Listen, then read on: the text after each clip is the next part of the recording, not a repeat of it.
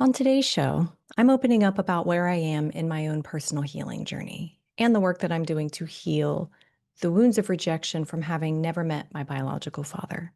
It's raw, it's real, and yes, I'm making a show about it. Stay tuned to learn more. Welcome to the Dream Interpretation Podcast with your guest host, April Angel. Today's show is another half hour of us eavesdropping on the very personal communication between the spirit world and you on your journey. Actually, today, it's me on my journey, because that's what dreams are, a communication from the spirit world to you, telling you what you're meant to be doing in your life right now, at this moment in time, and whether you are in alignment or not. So, if you want to know what you're meant to be doing in your life right now, look no further than your dreams. Dreams reveal your potential and the obstacles you need to overcome, and they're very specific. Here at the Ashling School, we use dreams to tell you what your superpowers are and what would make you magnificent and the bumps in life that are holding you back. But these bumps are not in the way, they are the way. To get your dream looked at or a question answered by Nicole, simply email radioshow@dream-analysis.com. Okay, so I would like to start today's show by letting you know that coming up right away, starting on June 27th, I will be teaching our healing course. This is a course that walks you through transformational healing. We'll have group classes that meet for 7 weeks. You get a regression at the start and a personal coach that sticks with you until your healing is complete, and 2 bonus channeled readings, along with video modules to teach you many of the tricks and tips and rules of dream interpretation. It's a fantastic course. It's absolutely life-changing, and you can find out more information about the course or sign up at dream-analysis.com/courses. Okay. So I said last week that I intend to spend 2 weeks talking about healing because I love this subject and I love this work, and I continue to benefit immensely through using the healing methods that we utilize in the Ashling School. And I don't just run the healing program, I use the healing program, and I'm always looking to follow the guidance of my dreams. That said, my dreams are telling me that I need to be willing to talk about myself and share my healing journey and to grow in front of people by sharing publicly. So, will you humor me while I first share with you the dreams that told me to do this? Okay, the first very short dream is one that I had 6 months ago, and it is called Playing Mario Brothers and Teaching by Example. It reads, I dreamt I was living a game, and it was Mario Brothers, and I was helping other people know how to achieve slash beat slash complete the levels. I think healing was part of it. All right, so that's it. It's pretty simple. Games and dreams symbolize the game of life, and it couldn't be any more obvious in this dream because I say I'm living a game, meaning life is a game. And like most games, the objective is to go far and complete many levels. So, in fact, you achieve this by meeting each obstacle in the level and overcoming it. So, look at each obstacle in your life as being one level in the game of life. In this dream, I was helping people know how to beat the levels, and healing was part of that. So I'll say, if you want to defeat Bowser, heal yourself. You want to save a princess from the tower, heal yourself. You want to feel supported by others, heal yourself. If you want to make the world a better place, heal yourself. Your dreams are very specific about which obstacles are currently in your level of the game. And that's because your higher self wants you to have the cheat sheet. And that's why we often encourage you to join our courses to heal and learn dream interpretation. We want you to get to the highest level that you can in the game of life. I wonder what even is the top level. Do we all just ascend like the Mayans when we beat the game of life? Well, whatever it is, I will let you know when I get there because I'm beating these levels, baby. Mhm. Okay, so another dream I had uh, on this topic was 2 months ago, and I'm just going to share the most relevant parts of the dream. It's called The Influencer, and it reads Marie, a child friend who struggled with self image in reality, was making weight loss progress videos to share on social media. It's like she was live streaming it. She was heavy and had lost a good bit of weight, so she had some loose skin, but was still heavy with more to go. I thought her body didn't look good at first, but she was getting a lot of praise and support from her viewers. She felt she looked good compared to where she had been, and that is what her viewers thought too. Okay, clearly, this dream is saying I need to work on giving myself more credit for how far I've come with working on myself. I don't celebrate my wins for very long, if at all, because I often have my gaze on what is left or what is next. This dream is telling me to let people see me work on myself, to become an influencer in that way. And then we see everyone else in the dream is seeing the positive results, including Marie. And that is what the dream is telling me to do. Give myself more credit, give myself more praise.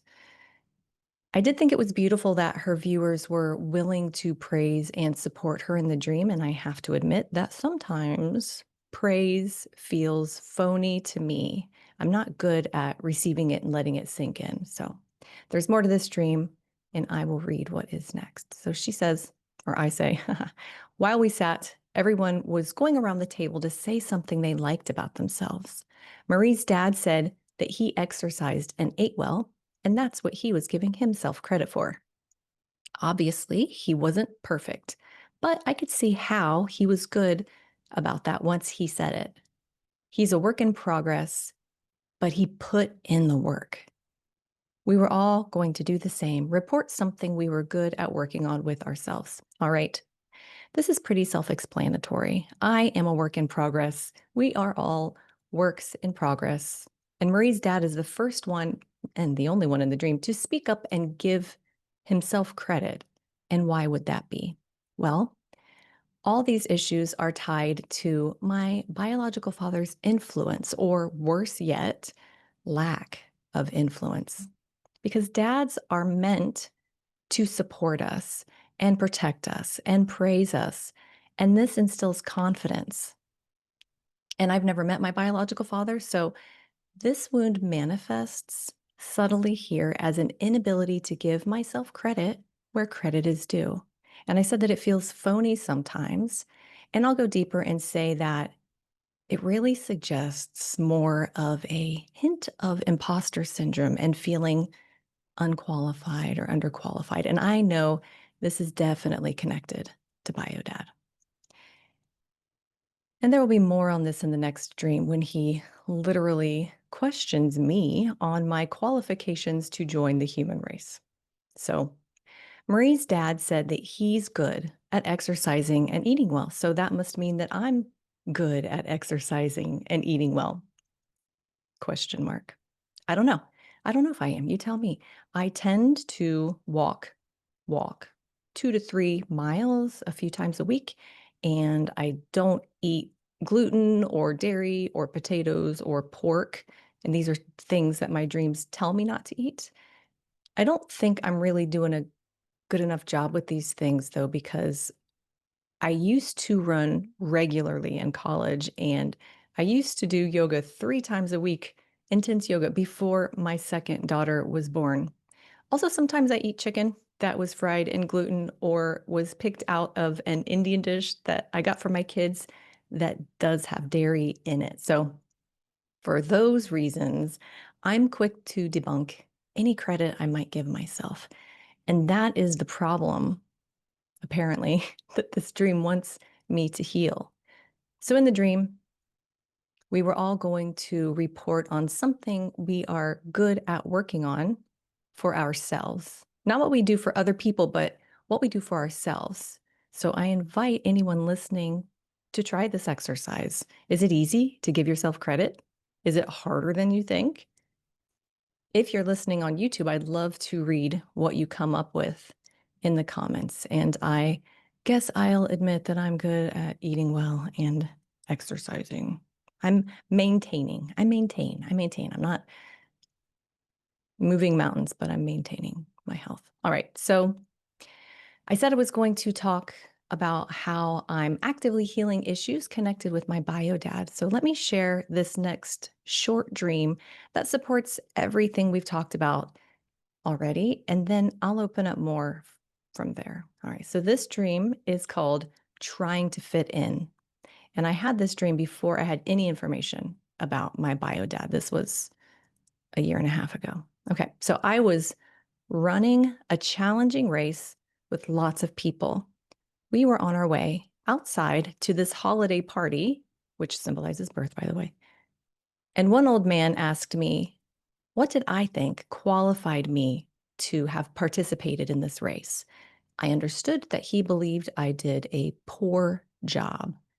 I told him my peak fitness level was in 2010, probably, and I wasn't admittedly as in shape now. And I mentioned that I probably have anemia too at the time. I probably did.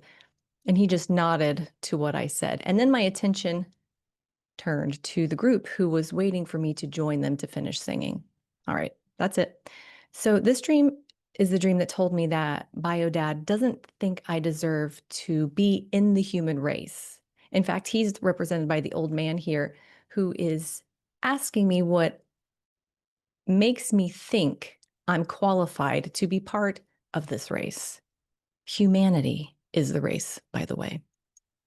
And I start defending myself in the dream while also acknowledging that I'm not as good as I could be. I used to be better. Maybe that qualified me. Remember when I said I have a hard time acknowledging that I'm decent at exercising because I used to run in college? Well, I'm saying that in this dream too. And these dreams are over a year apart. So this is definitely a pattern for me that my dreams want me to see. And any imposter syndrome that I feel, any underqualifications, and any inability I have with acknowledging my greatness or accepting praise all boils down to this wound. Dad having thought I wasn't worthy of being born or worthy of his attention if I was. Then I say in the dream that my attention turned to the group who was waiting for me to join them to finish singing. This means that when I finish healing, my gifts of channeling and spiritual leadership will expand. And these humans are inviting me to join them, which is healing since I was not invited by dad to join humanity. Okay, so we all know dad rejected me. Do you want to hear how he did it? Okay. My mom got pregnant with me when she was 17. She had moved to California from Ohio to live with her biological dad, who had not been in her life since her parents divorced when she was very young. When she was around 16 or 17, she decided to get a wild hair and move to California to be with him. She dropped out of high school and started living it up and running wild with the boys there. One of them was my biological father, who was around 24 or 25 at the time. I'm not going to comment on the fact that he was an adult and she was not. And I know through deeply, deeply psychic means that they got together more than once. And she went to him when she became pregnant, and his reaction was to sharply declare that there is no proof that the pregnancy had anything to do with him because she had slept with more than one person. And because his argument was true, she couldn't stand in her own defense. So she called her mom and just came back to Ohio, never actually knowing for certain who my father was. Now, she did meet another man while she was pregnant who was more than willing to pick up the slack left behind by my biological father. And he was very loving. and a dedicated dad from day one, and I could not have asked for better. But I won't go into more of those details because I want to focus on the wounds that this rejection created for me. So the bottom line is he knew there was a chance that he could be the baby's dad. He knew. But because he could say my mom slept around, my own dad, my real biological father, decided that he was off the hook and I didn't matter to him at all. He decided I was someone else's baby, even though I am not. And he felt and still feels righteous and justified and absolved of any guilt on his place in the matter. I learned who he was and reached out to him a year and a half ago, and he still refuses to acknowledge my existence. So, how am I feeling? How am I feeling in the middle of this therapy? Well, if he had reached out at any time before I began this healing therapy, I would have been excited and happy to hear from him. It probably would have felt as good as meeting, your favorite movie star. I would have been starstruck. I would have been really happy. But now that I'm entering week 4 of cutting the ties that bind, I'm getting into the feelings that I didn't know I had buried. I'm getting angry about things, but even anger isn't precisely accurate. What I'm feeling is disdain. And I was triggered into this feeling last week when the person I've been dating for 6 months made an unfortunate and grave error. Grave. So let me preface the cutting the ties process is one where buttons are pulled to the surface to get pressed. Yes. But also forever deactivated. This is healing. You take your buttons and you remove them so that they can't be pushed anymore. But my button got pushed. So normally, what he did might have been mildly irritating, but easy to forgive. But now that I'm cutting the ties that bind, I feel a bit of righteous disdain. And he'll probably listen to this. And I know it's not his fault, but I can't help feeling this right now. So let me just share what happened. I had carved out special time out of my week, time that I don't normally have free to spend the day with him. And he thought that he would be able to get some free time that he also normally does not have available to spend with me. But the person that he was depending on fell through, and that shaved nearly half of the time that we planned together off of the day. You know what? That didn't bother me much at all. I had plenty to do at home. So eventually we got together. Eventually I arrived and we had, a 4-hour window to work with. And we enjoyed some nice casual chit chat for an hour or two. And then his phone rang and he answered it thinking it would be a quick work call. Unfortunately, it was not. It was a 45-minute work call that should have been postponed until I'd left. Had he known, he probably would have done that, but he didn't. And I felt my anger grow and my heart close at the 30-minute mark. And it took a while for me to put my finger on why I was this angry. But I found out it was because I had gone out of my way to be available to him, out of my way to be available. And he treated me like it didn't matter that I was there. And this is exactly what BioDad did in his own way. So I'm thankful to my boyfriend for pushing me closer to my feelings on this issue with BioDad, I guess. So, along with simmering disdain, I'm opening up to other feelings I could not tap into before therapy started. I have had what I can only describe as micro crying stints. They'll last for 4 or 8 seconds, sort of out of the blue, but I'm completely numb to any sadness underneath the tears. It's like I'm crying with no emotion. Does anybody else know what this is like? I'm going to share a dream in a moment that links this numbness to BioDad as well as a past life. So, numbness is one of the defense mechanisms that I know that I'm trying to heal.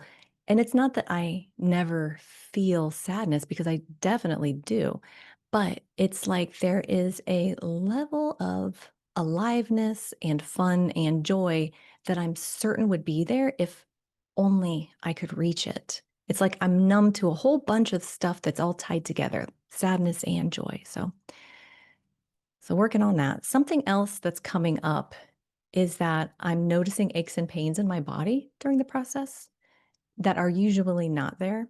Usually when someone is working on healing issues with dad or other men, the things you might feel during the process are physical. If you're cutting the ties that bind with mom, the experience is noticeably more emotional because feminine energy governs your inner world of emotions and feelings, but masculine energy itself governs the systems and structures that support the body, like bones and the elimination system. So I've been having pain. I had an incredible headache for a couple of days during week 2 of the process, and I had to reschedule a day of work calls because of it. I have felt a little bit of back pain. I've had bad pain in my right wrist one morning, like carpal tunnel, just it went away. Also, some mild UTI symptoms for which the doctor gave me the all clear. It's just pain, it's just there. So, something nice that I'm noticing is that beauty is catching me off guard from time to time since I began healing. It's like something in my feminine energy is opening somewhere. So, that's a nice symptom. And finally, I've also noticed that I'm no longer idealizing any of the unavailable men that I used to love. I'm seeing them differently. It honestly feels like I've gone to the optometrist and was given an upgraded prescription in my glasses. Now I'm just seeing all the traits in them that were so much like my unavailable father. And isn't that the point? Everyone becomes drawn to and attracts partners who are like the parent we have the most issues with, until, of course, we heal the wounds behind those issues. So, you want a better partner? Heal yourself.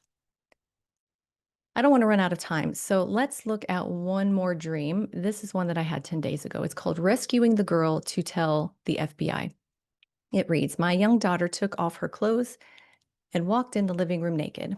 There was a sort of stoner type guy in the house, and I told her to get dressed. I spanked her and pushed her, and she didn't seem phased enough. So she seemed to want to show off her body to these guys. I wanted her to know that this was not okay. It's too dangerous. Okay, so right away we see a guy there who isn't very impressive to have around. He's not really going to be doing a lot to help out. He's just a stoner guy, and that's my unhealed view of men. They're just not very useful to have around.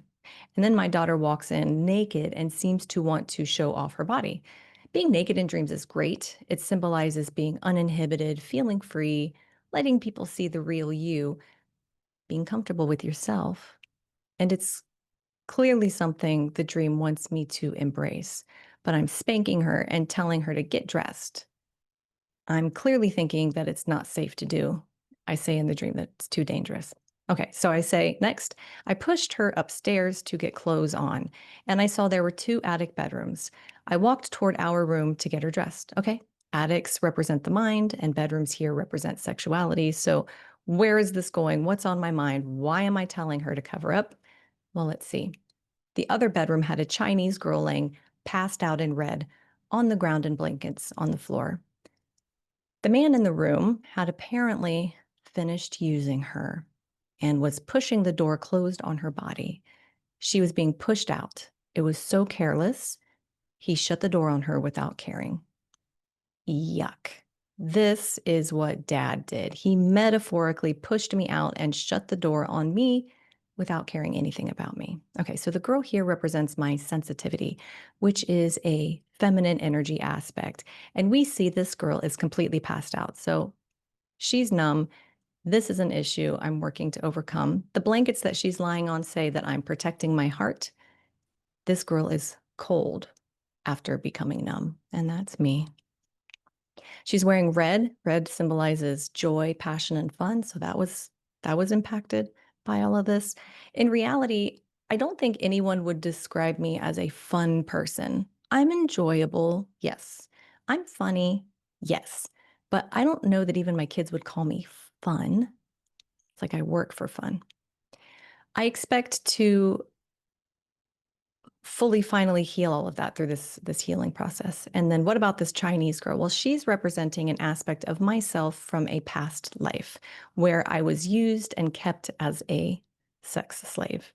I already knew about this lifetime, and I have done lots of work to heal several layers of issues, but this dream shows that I get to heal more. Essentially, this dream is saying that dad's rejection of me reignited the unhealed wounds from my past life as a slave. And I'm using the same defense mechanisms that worked for me in that lifetime by numbing out.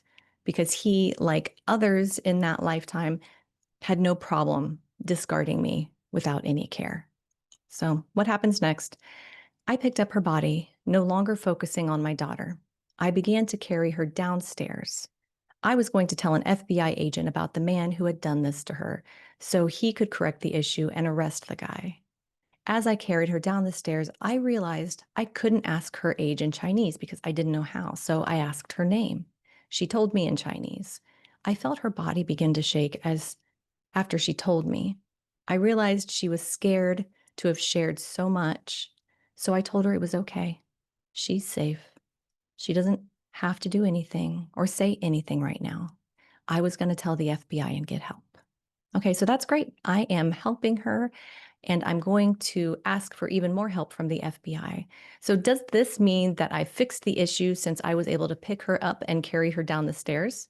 Well, no.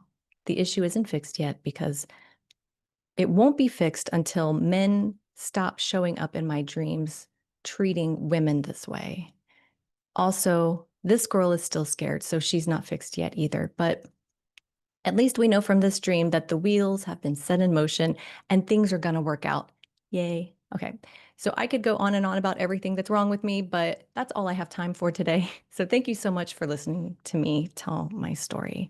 Remember that you can visit dream-analysis.com/courses to sign up for the healing course that's coming up on June 27th. I would love to see you there.